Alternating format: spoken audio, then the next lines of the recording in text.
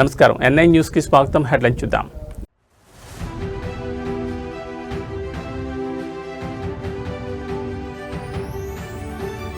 నేడు జనసేన కీలక సమావేశం. ఎమ్మెల్యేలు ఎమ్మెల్సీలతో పవన్ కళ్యాణ్ భేటీ.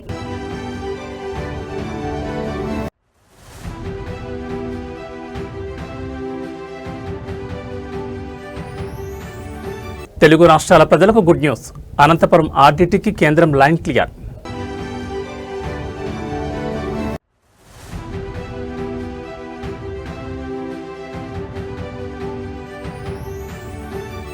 క్షేత్రస్థాయిలో గ్యాస్ కొరత తీవ్రంగా ఉంది.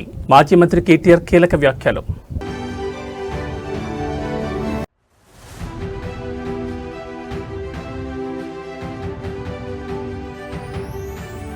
మళ్లీ బుజ్జగింపుల పర్వం షురు. జీవన్ రెడ్డితో టీపీసీసీ చీఫ్ కీలక భేటీ.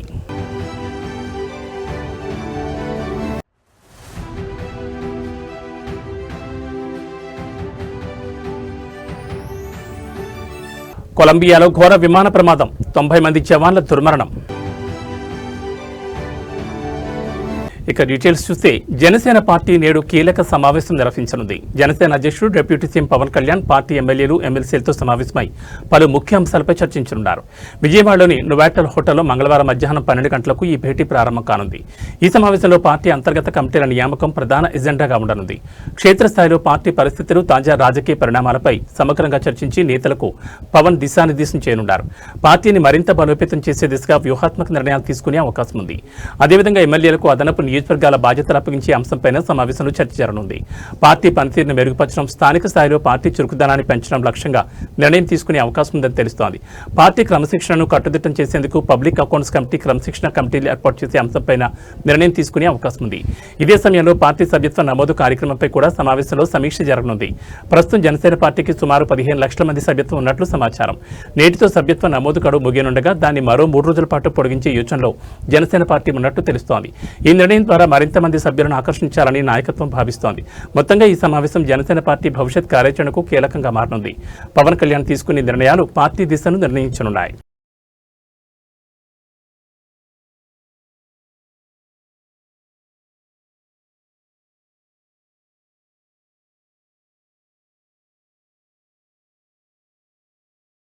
దశాబ్దాలుగా అనంతపురం జిల్లాతో పాటు తెలుగు రాష్ట్రాల్లోని వేల గ్రామాల్లో పేదల కోసం అద్భుత వైద్య సామాజిక సేవలు అందిస్తున్న రూరల్ డెవలప్మెంట్ ట్రస్ట్ కు లైన్ క్లియర్ అయింది.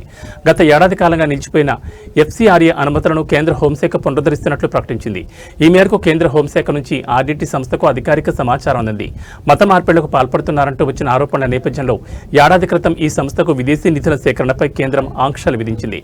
అయితే తాజాగా కేంద్రం తీసుకునే నిర్ణయంతో ఆర్డీటీకి విదేశీ నిధులు పొందే మార్గం మళ్లీ సుగమమైంది. ఆర్డీటీ సంస్థ మత మార్పిడులకు పాల్పడుతోందన్న ఆరోపణలపై కేంద్ర హోంశాఖ గత ఏడాది కాలంగా లోతైన విచారణ జరిపింది. ఈ క్రమంలో రాష్ట్ర ప్రభుత్వం తరపున ముఖ్యమంత్రి చంద్రబాబు నాయుడు, మంత్రులు, ఎంపీలు కేంద్రానికి పలుమార్లు విజ్ఞప్తి చేశారు. ఆర్డీటీ కేవలం సేవా కార్యక్రమాలకే పరిమితమైందని, మత మార్పిడులకు పాల్పడలేదని రాష్ట్ర ప్రజాప్రతినిధులు కేంద్ర హోంశాఖకు స్పష్టం చేశారు. సీఎం చంద్రబాబు నేరుగా ఈ అంశాన్ని పర్యవేక్షించడమే కాకుండా కేంద్రంతో నిరంతరం సంప్రదింపులు జరిపారు. హోంశాఖ జరిపిన విచారణలో కూడా సంస్థపై వచ్చిన ఆరోపణల్లో వాస్తవం లేదని తేలడంతో పాటు సానుకూల నివేదికలు రావడంతో కేంద్రం ఎఫ్సీఆర్ఏ అనుమతులు మంజూరు చేసింది. ఆర్డీటీకి అడ్డంకులు తొలగిపోవడంపై ముఖ్యమంత్రి చంద్రబాబు హర్షం వ్యక్తం చేశారు. దశాబ్దాలుగా పేదల కోసం ఆర్డీటీ అద్భుత సేవలు అందిస్తోంది. గతంలో నిధుల నిలిపివేత కారణంగా సంస్థ సేవలకు కొంత అంతరాయం కలిగింది. విదేశీ నిధుల సమస్యను పరిష్కరించిన ప్రధాని నరేంద్ర మోడీకి కేంద్ర హోంమంత్రి అమిత్ షాకు ప్రత్యేక ధన్యవాదాలు తెలియజేస్తున్నారని ఆయన పేర్కొన్నారు. తెలుగు రాష్ట్రాల్లోని వేల గ్రామాల్లో వివిధ రకాల సేవలందిస్తున్న ఈ సంస్థకు కేంద్ర మద్దతుగా నిలవడం శుభపరిణామని కొనియాడారు. ఆర్డీటీ సేవలు నిరంతరాయంగా అందేలా చూస్తానని, గతంలో ఇచ్చిన మాట నిలబెట్టుకున్నానని మంత్రి నారా లోకేష్ అన్నారు. ఇది లక్షల మంది సంతోషించే సమాచారమని ఆయన పేర్కొన్నారు. కేంద్ర ప్రభుత్వంతో పదే పదే సంప్రదింపులు జరపడం వల్లే నేడు ఈ అడ్డంకులు తొలగిపోయాయి. ఉపాధి, ఆర్థిక సాధికారత, వైద్య సేవల్లో ఆర్డీటీ చేస్తున్న కృషిని కేంద్రానికి వివరించాం. ప్రజల ఆకాంక్షలు నెరవేర్చిన ప్రధాని, హోంమంత్రి, అధికారులకు కృతజ్ఞతలని లోకేష్ సోషల్ మీడియా వేదికగా తెలిపారు.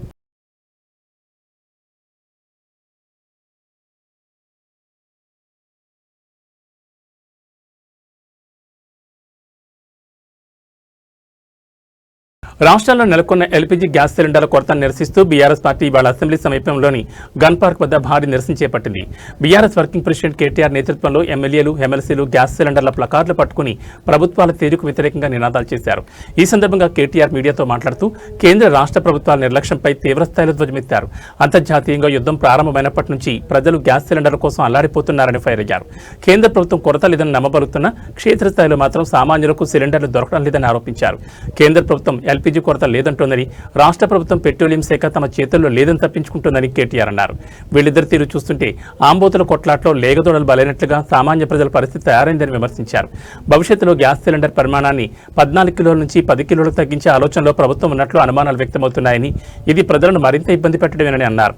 గ్యాస్ సరఫరాపై ఉన్న అయోమయాన్ని తొలగించేలా ప్రభుత్వం తక్షణమే ప్రకటన చేయాలని ఆయన డిమాండ్ చేశారు. కేంద్ర ప్రభుత్వం వెంటనే జోక్యం చేసుకుని గ్యాస్ కొరత లేకుండా చర్యలు చేపట్టాలని కేటీఆర్ డిమాండ్ చేశారు. ఈ విషయంలో వెంటనే కేంద్ర రాష్ట్ర ప్రభుత్వాలు ఒక వివరణ ఇచ్చి మరి కేంద్రంలో రాష్ట్రంలో కొరత లేకుండా చూడాలని, వెంటనే ఈ విషయంలో ఒక సకారాత్మకమైన వైఖరి ప్రకటించాలని చెప్పి రాష్ట్ర ప్రభుత్వాన్ని డిమాండ్ చేస్తున్నాం. ఎందుకంటే అబద్ధాలు చెప్తా ఉన్నారు. కొరత లేదని వారు, సప్లై లేదని వీరు, మధ్యలో నలిగిపోతున్నది ప్రజలు. కాబట్టి వెంటనే ఈ విషయంలో వివరణాత్మకంగా చెప్పాలని చెప్పి శాసనసభ వేదికగా ఇవాళ అడ్జర్న్మెంట్ మోషన్ వాయిదా తీర్మానం ఇచ్చాము. చర్చకు పట్టుబడతాము. ప్రభుత్వం స్పందిస్తే మంచిది, స్పందించకపోతే తప్పకుండా ప్రజల తరపున ప్రశ్నలు అడుగుతూనే ఉంటాం, నిలదీస్తూనే ఉంటాం. కానీ యుద్ధం ప్రారంభమైన తర్వాత ఇవాళ ఎల్పీజీ గోడౌన్లు ఎక్కడెక్కడైతే ఉన్నాయో, డిస్ట్రిబ్యూషన్ నెట్వర్క్లు ఎక్కడెక్కడైతే ఉన్నాయో, ఇవాళ అంతటా కూడా చాంతాడంత లైన్లు, ఎక్కడికక్కడ పెద్ద ఎత్తున ప్రజలు ఆందోళన వ్యక్తం చేసే పరిస్థితులు ఇవాళ నెలకొని ఉన్నాయి. ఒకవైపు కేంద్ర ప్రభుత్వమేమో పార్లమెంట్లో అడిగినా, పార్లమెంట్లో మాట్లాడినా, బయట మాట్లాడినా ఏ కొరత లేదు, మేము చూసుకుంటున్నాము, మేము మేనేజ్ చేస్తాము అని వారు చెప్తా ఉన్నారు, నమ్మబలుకుతా ఉన్నారు. కేంద్ర పెట్రోలియం శాఖ మంత్రి మాట్లాడినా, ప్రధానమంత్రి మాట్లాడినా ఏమీ లేదు, అంతా బానే ఉంది అని విశ్వాసాన్ని కల్పించే విధంగా వారు మాట్లాడుతున్నారు. కానీ క్షేత్రస్థాయిలో పరిస్థితులు అట్లా లేవు. వాళ్ళ ఏ గోడౌన్ కాడికి పోయినా భారీ క్యూ లైన్లు, భారీగా ప్రజలు ఆందోళనలో ఉన్నారు. రాష్ట్ర ప్రభుత్వమేమో కేంద్రం సహకరించట్లేదు, సప్లై లేదు, ఇబ్బంది ఉంది, కేంద్రం ఏమీ చేయలేకపోతే మేమేం చేస్తాము, పెట్రోలియం శాఖ మరి కేంద్ర ప్రభుత్వ ఆధీనంలో ఉంటుందని చెప్పి రాష్ట్ర ప్రభుత్వం తప్పించుకునే ప్రయత్నం చేస్తూ ఉంది. మాకున్న విశ్వసనీయమైన సమాచారం ఏంది అంటే, కేంద్ర ప్రభుత్వం కూడా ఈ 4-5 రాష్ట్రాల్లో ఏవైతే ఎన్నికలు ఉన్నాయో అప్పటిదాకా ఆగి మే 4 తర్వాత మరి సిలిండరు సైజును కూడా తగ్గించే ప్రయత్నం చేస్తూ ఉన్నారు అనేది మాకున్న విశ్వసనీయమైన సమాచారం. 12 కిలోలు కాకుండా 10 కిలోలు ఏదో చేయాలి అని ఒక ఆలోచన చేస్తూ ఉన్నారు. లేదు, నిజంగానే సప్లై లేదు, ఇబ్బంది అవుతుందని చెప్పి చెప్తా ఉన్నారు. కానీ నిజానికి ప్రజలకు వాస్తవాలు తెలియనీయకుండా, ప్రజలకు వాస్తవాలు చెప్పకుండా మభ్యపెట్టి, ఇబ్బంది పెట్టి సామాన్య మధ్యతరగతి ప్రజలను రెండు ప్రభుత్వాలు కలిపి గోసబుచ్చుకుంటా ఉన్నాయి. జగిత్యాల జిల్లా రాజకీయాల్లో కీలక మలుపు చోటు చేసుకుంటోంది. కాంగ్రెస్ సీనియర్ నేత మాజీ మంత్రి జీవన్ రెడ్డి తన పదవికి రాజీనామా చేస్తానని ప్రకటించడంతో పార్టీ అధిష్టానం దిద్దుబాటు చర్యలకు దిగింది. ఈ క్రమంలో ఇవాళ టీపీసీసీ చీఫ్ మహేష్ కుమార్ గౌడ్ స్వయంగా రంగంలోకి దిగి జగిత్యాలలోని జీవన్ రెడ్డి నివాసానికి చేరుకున్నారు. ఆయనతో పాటు ఏఐసీసీ కార్యదర్శి సచిన్ సావంత్, వేములవాడ ఎమ్మెల్యే ప్రభుత్వ విప్ ఆది శ్రీనివాస్ కూడా ఈ భేటీలో పాల్గొన్నారు. గత కొంతకాలంగా జగిత్యాల ఎమ్మెల్యే సంజయ్ కుమార్ ను కాంగ్రెస్ పార్టీలో చేర్చుకోవడంపై జీవన్ రెడ్డి తీవ్ర అసంతృప్తితో ఉన్నారు. పార్టీలో తనకు జరుగుతున్న అవమానాన్ని భరించలేనని ఆయన బహిరంగానే ప్రకటించారు. ఈ క్రమంలోనే ఈ నెల 25న కాంగ్రెస్ పార్టీకి రాజీనామా చేయనున్నట్లు వెల్లడించారు. అంతకుముందు మంత్రులు శ్రీధర్ బాబు, అడ్లూరు లక్ష్మణ్, ఎమ్మెల్యే మేడిపల్లి సత్యంలు చర్చలు జరిపినప్పటికీ అవి ఫలించలేదు. దీంతో చివరి ప్రయత్నంగా టీపీసీసీ చీఫ్ స్వయంగా ఆయన వద్దకు వెళ్లారు. మహేష్ కుమార్ గౌడ్ రాకతో జీవన్ రెడ్డి నివాసం వద్ద ఉద్రిక్త వాతావరణం నెలకొంది. జీవన్ రెడ్డిని కలిసేందుకు వచ్చిన జగిత్యాల డీసీసీ అధ్యక్షుడు నందయ్యను లోపలికి అనుమతించొద్దని జీవన్ రెడ్డి అనుచరులు నినాదాలు చేశారు. దీంతో ఆయన అక్కడి నుంచి వెనుదిరగాల్సి వచ్చింది. గతంలో జీవన్ రెడ్డికి సన్నిహితుడిగా ఉన్న నందయ్య ఇటీవల ఎమ్మెల్యే సంజయ్ కుమార్తో సఖ్యతగా ఉంటున్నారని ఆరోపణల నేపథ్యంలో ఈ ఉద్రిక్తత చోటు చేసుకుంది. టీపీసీసీ చీఫ్ మహేష్ కుమార్ గౌడ్ రాక సందర్భంగా కాంగ్రెస్ నాయకులు జీవన్ రెడ్డికి పార్టీ కండువా కప్పే ప్రయత్నం చేశారు. అయితే పార్టీలో జరిగిన అవమానం చాలు, ఇక ఈ కండువా వద్దు అంటూ ఆయన సున్నితంగా తిరస్కరించడం చర్చనీయాంశమైంది. ప్రస్తుతం జీవన్ రెడ్డితో టీపీసీసీ చీఫ్ ఇతర నేతలు చర్చలు కొనసాగుతున్నాయి. రాజీనామా గడువుకు మరో 24 గంటల సమయం మాత్రమే ఉండడంతో ఈ చర్చలు ఏ మలుపు తీసుకుంటాయోనని రాజకీయ వర్గాల్లో ఆసక్తి నెలకొంది. 63 సీట్లు కాంగ్రెస్ పార్టీ గెలుచుకోవడం, ఆనాడున్న పరిస్థితుల దృష్ట్యా కొన్ని సమీకరణలు జరగడము, వాటి పర్యవసరంగా జీవన్ రెడ్డి గారు ఇబ్బందులకు గురైనారు. ఇంత సుదీర్ఘ అనుభవం ఉండి ఈ వయసులో కొంత బాధపడ్డాడు. కొన్నిసార్లు కొన్ని నిర్ణయాలు రాజకీయంగా తీసుకున్నప్పుడు కొన్ని ఇబ్బందులు వస్తూ ఉంటాయి. దాంట్లో భాగంగానే జీవన్ రెడ్డి గారు కూడా ఇబ్బంది పడ్డారు. రాజీనామా చేయరనే ఆశతో నేను పోతా ఉన్నాను. తెలంగాణ ముఖ్యమంత్రి రేవంత్ రెడ్డి నేడు ఢిల్లీకి బయలుదేరి వెళ్లనున్నారు. కాంగ్రెస్ రాజ్యసభ సభ్యుడు అభిషేక్ మను సింఘ్వి నివాసంలో జరగనున్న వేడుకకు ఆయన హాజరయ్యేందుకు వెళ్తున్నారు. ఈ రోజు ఢిల్లీకి బయలుదేరిన రేవంత్ రేపు కూడా అక్కడే ఉంటారని పార్టీ వర్గాలు వెల్లడించాయి. అభివృద్ధి బడ్జెట్ నివేదిక ఈ పర్యటనలో పార్టీ అగ్రనేతలు కలిసే అవకాశం ఉందని తెలుస్తోంది. ప్రధానంగా తాజా రాజకీయ పరిస్థితులతో పాటు స్థానిక సంస్థల ఎన్నికలపై ఆయన చర్చించే ఛాన్స్ ఉందని చెబుతున్నారు. దీంతో పాటు పార్టీకి సంబంధించి పలు కీలక అంశాలపై హైకమాండ్ పెద్దలతో రేవంత్ రెడ్డి సమావేశమయ్యే అవకాశం ఉంది.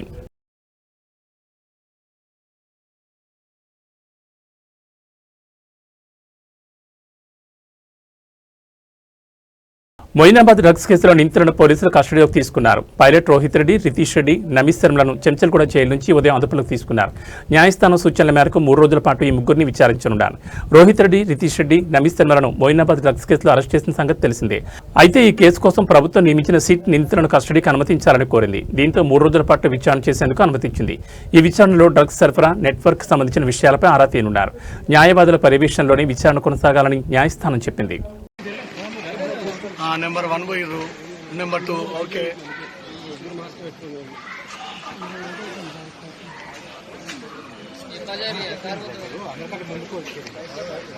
వెళ్ళమన్నా మీరేం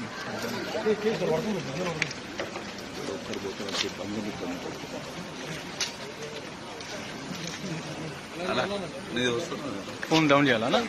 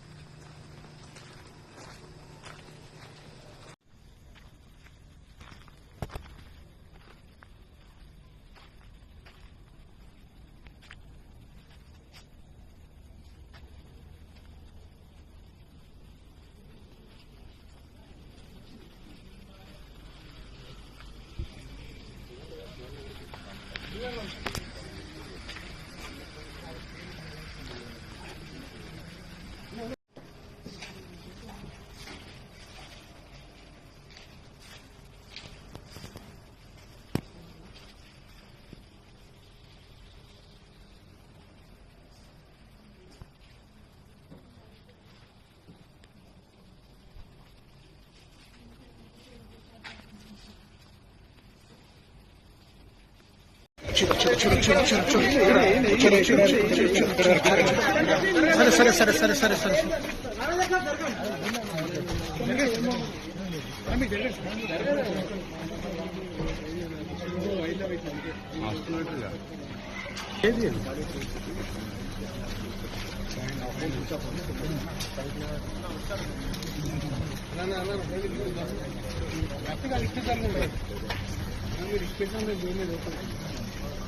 సైడ్ కు ముంగడేం పోలేదు.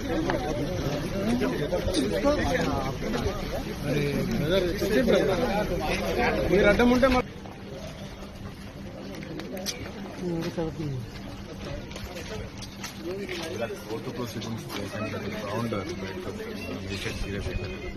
రాష్ట్రంలో నెలకొన్న గ్యాస్ కొరతపై బీఆర్ఎస్ సభ్యులు నిరసన తెలిపారు. అసెంబ్లీ సమావేశాల నేపథ్యంలో ముందుగా గన్పార్ వద్దకు చేరుకున్న బీఆర్ఎస్ సభ్యులు గ్యాస్ సిలిండర్ల ప్లకార్డులతో నిరసన తెలిపారు. పెరిగిన ధరలపై ఆందోళన వ్యక్తం చేశారు. అవే ప్లకార్డులతో అసెంబ్లీకి బయలుదేరి వెళ్లారు. గ్యాస్ కొరత లేదని చెప్తూనే హోటళ్లు, చిరు వ్యాపారులకు వాణిజ్య సిలిండర్ల సరఫరా నిలిపివేయడంపై బీఆర్ఎస్ సభ్యులు ఆందోళన వ్యక్తం చేశారు. గ్యాస్ కొరత కారణంగా సాధారణ ప్రజానీకంతో పాటు చిరు వ్యాపారులు, హోటల్ వ్యాపారంపై ఆధారపడిన లక్షలాది మంది ఉపాధికి తీవ్ర విఘాతం కలిగిందని అన్నారు. ఇప్పటికైనా కేంద్ర, రాష్ట్ర ప్రభుత్వాలు స్పందించి గ్యాస్ సరఫరా సంక్షోభంపై ప్రజలకు నిజాలు చెప్పాలని డిమాండ్ చేశారు. కొరత లేదు, కేంద్రం చెప్తుంది కొరత లేదు, కేంద్రం చెప్తుంది కొరత లేదు, కేంద్రం చెప్తుంది సప్లై లేదు, కేంద్రం చెప్తుంది కొరత లేదు, సప్లై లేదు, కేంద్రం చెప్తుంది కొరత లేదు, కేంద్రం చెప్తుంది కొరత లేదు కేంద్రం చెప్తుంది కొరత లేదు కేంద్రం చెప్తుంది కొరత లేదు ఏది నిజమో ఏది నిజమో ఏది నిజమో ఏది నిజమో కేంద్రం చెప్తుంది కొరత లేదు కేంద్రం చెప్తుంది కొరత లేదు కేంద్రం చెప్తుంది కొరత లేదు కేంద్రం చెప్తుంది కొరత లేదు ఏది నిజమో లేదు రాష్ట్రం చెప్పాలి ఏది నిజమో ఏది నిజమో ఏది నిజమో కేంద్రం చెబుతుంది కొరత లేదు కేంద్రం చెబుతుంది కొరత లేదు కేంద్రం చెబుతుంది కొరత లేదు ఏది నిజమో ఏది నిజమో విజయవాడ నగరంలోని వించిపేటలో కౌంటర్ ఇంటెలిజెన్స్ అధికారులు సోమవారం అర్ధరాత్రి ఆకస్మిక దాడులు నిర్వహించారు. సోషల్ మీడియా వేదికగా ఉగ్రవాద సంస్థలకు అనుకూలంగా ప్రచారం చేస్తున్నారని పక్కా సమాచారంతో ఈ సోదాలు చేపట్టారు. ఉగ్రవాద గ్రూపులకు సానుభూతిపరులుగా వ్యవహరిస్తున్న ముగ్గురు యువకులు మహమ్మద్ రహమతుల్లా, డానిష్, సోహైల్ బేగ్లను అదుపులోకి తీసుకుని విచారిస్తున్నారు. సోషల్ మీడియాలో తీవ్రవాదాన్ని ప్రోత్సహించేలా పోస్టులు పెడుతూ యువతను తప్పుదోవ పట్టించేలా ప్రచారం చేస్తున్నట్లు అధికారులు ప్రాథమికంగా నిర్ధారించారు. విజయవాడ వెస్ట్ ఏసీపీ దుర్గారావు ఈ దాడులను ధృవీకరించారు. వించిపేటలో ఆకస్మిక దాడులు నిర్వహించి నిందితులను కస్టడీలోకి తీసుకున్నామని ఆయన తెలిపారు. తాజా ఘటనతో నగరవాసులు ఒక్కసారిగా ఉలిక్కిపడ్డారు. ప్రస్తుతం అధికారులు నిందితులు మొబైల్ ఫోన్లు, ల్యాప్టాప్లను స్వాధీనం చేసుకుని వారికి ఎవరితో అయినా సంబంధాలున్నాయా అనే కోణంలో లోతుగా విచారణ జరుపుతున్నారు.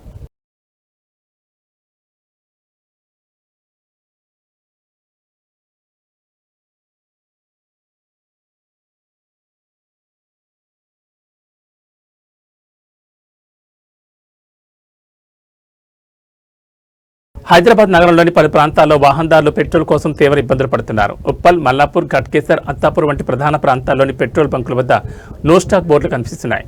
స్టాక్ లేకపోవడంతో బంక్ యజమానులు గేట్లు మూసివేస్తుండగా ఆఫీసులకు, పనులకు వెళ్లే వాహనదారులు పెట్రోల్ కోసం ఒక బంకు నుంచి మరో బంకు తిరుగుతూ ఆందోళన వ్యక్తం చేస్తున్నారు.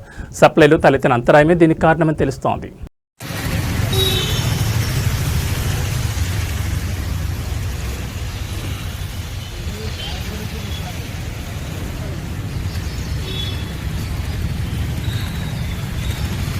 దేశ రాజధాని ఢిల్లీలో తీవ్ర కలకలం రేగింది. అసలే బడ్జెట్ సమయం. శాసనసభలో సందడి నెలకొన్న వేళ ఒక్కసారిగా బాంబు బెదిరింపు రావడంతో అధికార యంత్రాంగం ఉలిక్కిపడింది. ఢిల్లీ శాసనసభతో పాటు స్పీకర్ కూడా బాంబు బెదిరింపు ఈమెయిల్ వచ్చినట్లు విశ్వసనీయ వర్గాల సమాచారం. బడ్జెట్ సమర్పణ కొద్ది నిమిషాల ముందే ఈమెయిల్ రావడంతో భద్రతా దళాలు అప్రమత్తమయ్యాయి. వెంటనే రంగంలో దిగిన పోలీసులు బాంబ్ స్క్వాడ్ అసెంబ్లీ ప్రాంగణాన్ని అంగుళం తనిఖీ చేస్తున్నాయి. భారీగా భద్రతా సిబ్బందిని మోహరించారు. అసలు ఈమెయిల్ ఎక్కడి నుంచి వచ్చింది, దీని వెనుకున్నది ఎవరి అనే కోణంలో దర్యాప్తును ముమ్మరం చేస్తున్నారు.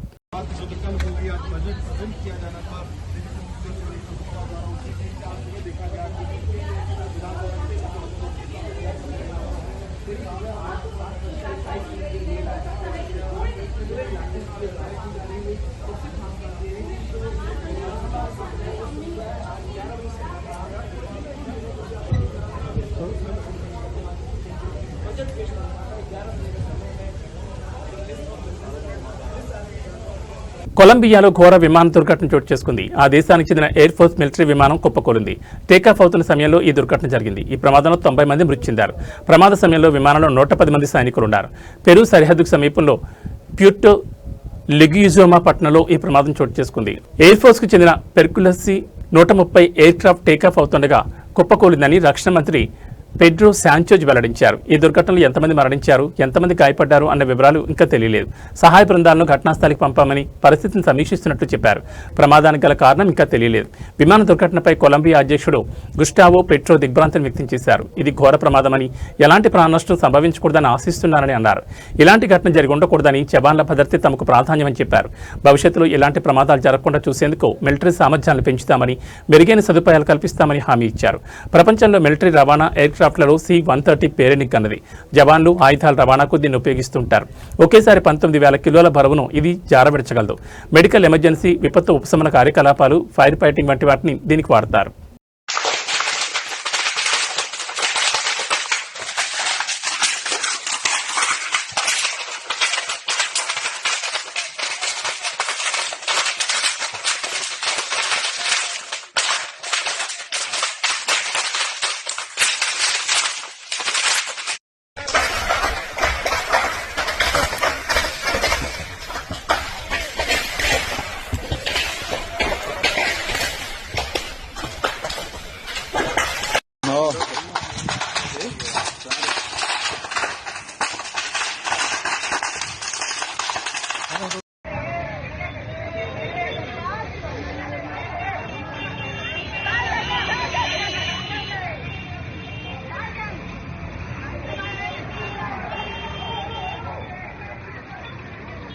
గతంలో భారీగా పెరిగిన బంగారం ధరలు గత 10 రోజులుగా వరుసగా తగ్గుతూస్తున్నాయి. అమెరికా, ఇరాన్ మధ్య యుద్ధ ఉద్రిక్తతలు కొంత తగ్గే సూచనలు కనిపిస్తుండడం, అమెరికా ఫెడరల్ రిజర్వ్ వడ్డీ రేట్లపై తీసుకున్న తాజా నిర్ణయాలు అంతర్జాతీయ మార్కెట్లో పసిడిపై ఒత్తిడిని పెంచాయి.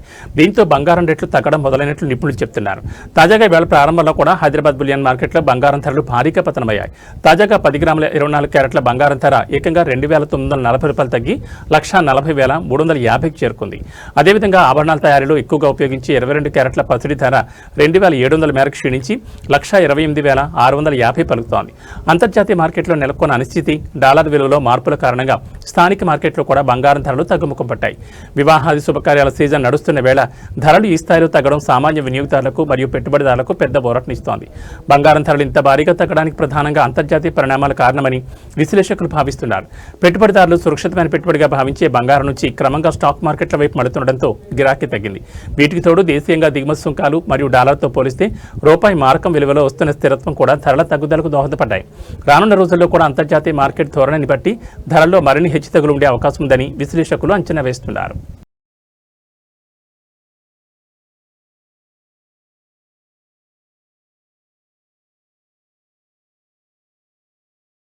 వరుస నష్టాలతో కుదిరిన భారత స్టాక్ మార్కెట్లు ఇవాళ భారీ లాభాలతో ప్రారంభమయ్యాయి. అంతర్జాతీయ మార్కెట్ల నుంచి వచ్చిన సానుకూల సంకేతాలతో దేశీయ సూచీలు సరికొత్త ఉత్సాహంతో ట్రేడింగ్ మొదలుపెట్టాయి.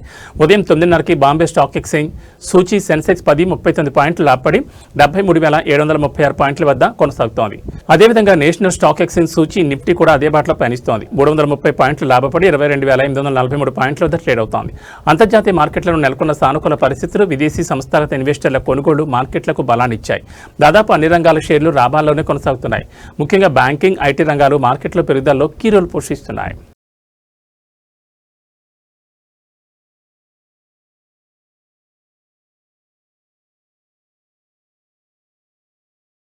ఇవి బులెటిన్ విశేషాలు. మరో బులెటిన్లో మళ్ళీ కలుసుకుందాం. నమస్తే.